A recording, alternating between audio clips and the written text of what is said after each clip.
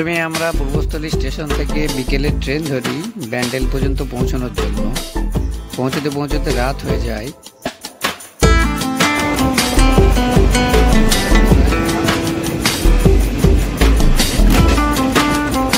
তো আমরা এখন আছি ব্যান্ডেল স্টেশনে, 10:30টায় ট্রেন।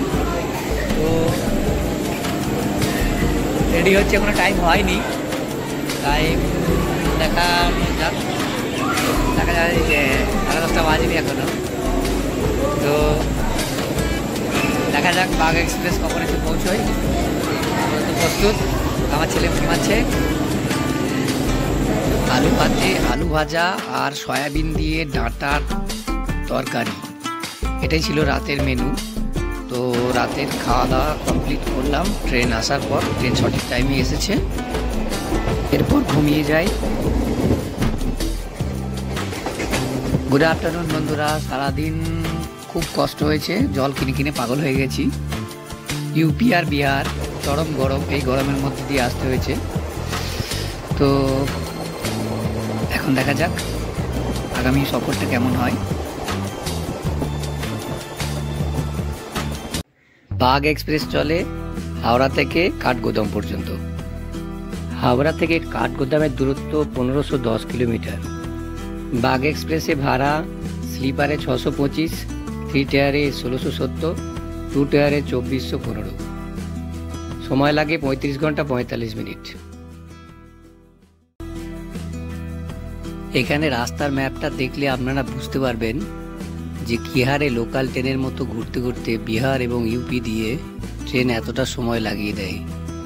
সিধা লাইন হলে অনেক আগেই পৌঁছে যেত।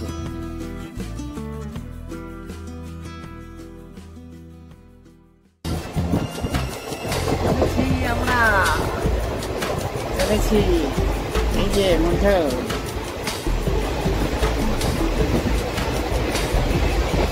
আমরা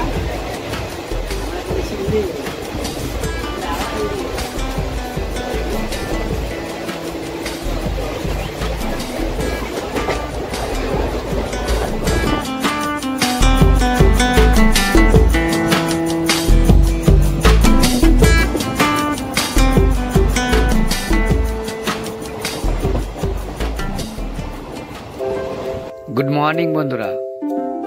ট্রেন দাঁড়িয়েছে, ইঞ্জিন ট্রেনের একদিক থেকে উল্টো দিকে লাগছে, একটু সময় লাগছে, এরপর ট্রেন চলতে শুরু করবে।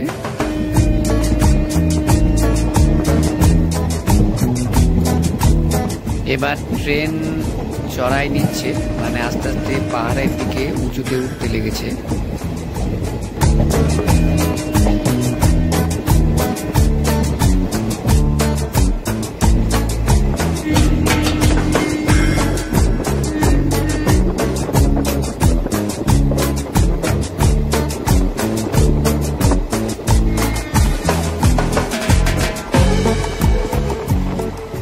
এখন আছি লালকুঞ্জ জংশন।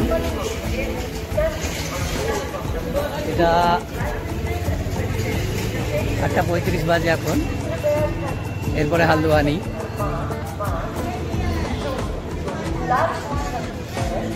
লালকুঞ্জ জংশন।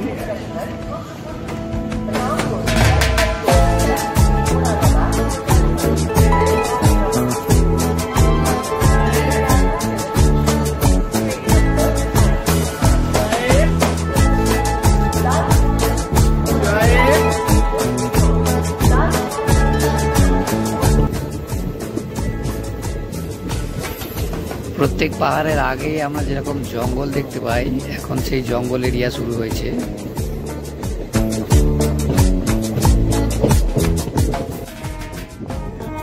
প্রথম পাহাড় দর্শন হালদোয়ানি ঢুকছি আমরা। আমাদের ঘন্টু, কেমন লাগছে তোমার পাহাড় দেখে?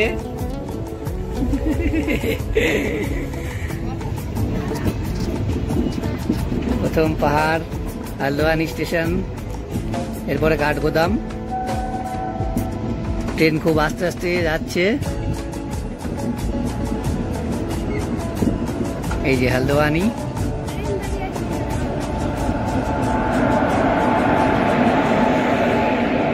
আমরা এসে গেছি কাঠগোদাম। কাঠগোদামে ওই যে পেছনে পাহাড়, কাঠগোদাম স্টেশন। কেমন লাগছে মোটে বাবা? কাঠগোদাম স্টেশন। ট্রেন আগে আগেই পৌঁছে গেছে। এখন দেখা যাক, যাবো গিয়ে ক্যাব করতে হবে। কাঠগোদাম স্টেশন পাহাড়ের নিচেই অবস্থিত, এরপরেই হিমালয় শুরু হচ্ছে। আর মেন শহর হচ্ছে হালদোয়ানি। হালদোয়ানির দুটো স্টেশন, হালদোয়ানি আর কাঠগোদাম। কাঠগোদাম স্টেশনের প্রাকৃতিক সৌন্দর্য আপনাকে মনোমুগ্ধ করে তুলবে।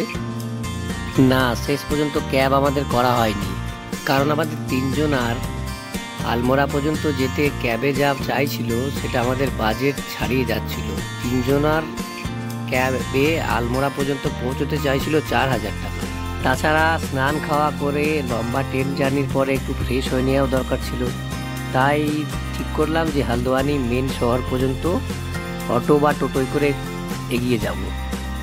এখন আমরা খাচ্ছি সামার রেস্টুরেন্ট। আমার কোয়ালিটি ভালো।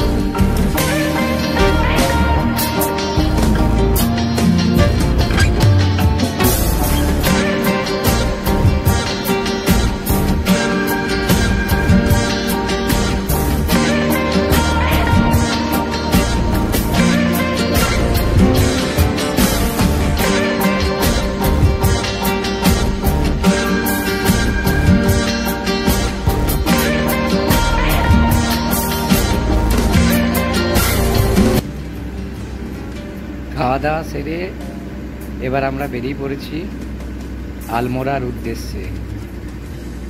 হালদোয়ানি বাস স্ট্যান্ড থেকে বাস ধরলাম। বাসের ভাড়া নিল তিনজনের 600 টাকা, মানে পার হেড 200 টাকা করে। আমি যে ক্যাব করতে যাচ্ছিলাম তার থেকে সস্তা হলো এবং জার্নি খুব অসুবিধার নয়, কারণ বাস প্রায় ফাঁকা, প্রত্যেকটা সিটও ভর্তি হয়নি। এবং আমি জিজ্ঞাসা করলাম এই অঞ্চলে নাকি এরকমই বাস চলে আর কি, খুব বেশি ভিড় হয় না বাসে, এবং বাস খুব বড়ও নয়, ছোট ছোট বাস, পাহাড়ের বাস যেরকম হয়। তো জার্নি শুরু হলো, দেখা যাক আগে কি হয়।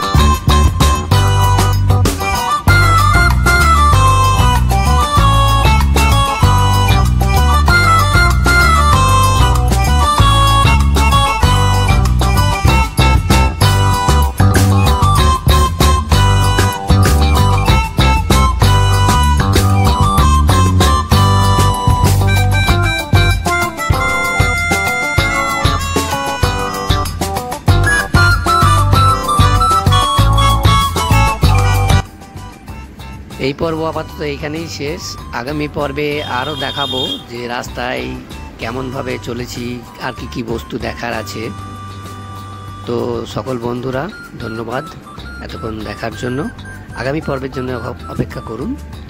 আগামী পর্ব খুব তাড়াতাড়ি আপলোড করা হবে। ধন্যবাদ।